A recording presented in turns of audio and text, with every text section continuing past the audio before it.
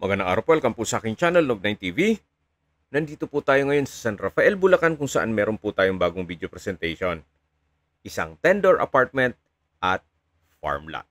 May lot area po ito na 4,200 square meters. Ito po titulado along Barangay Road at halos bago pa po itong 10-door apartment. Lahat po ito ay okupado kaya hindi ko po maipakita sa inyo ang loob nito. Siguro upon tripping, ma-check po natin. At dun po sa farm lot side ay meron din pong nangungupahan na mga panabong na manok o game farm. Kaya income generating din po ito. Meron din pong mga puno ng mangga.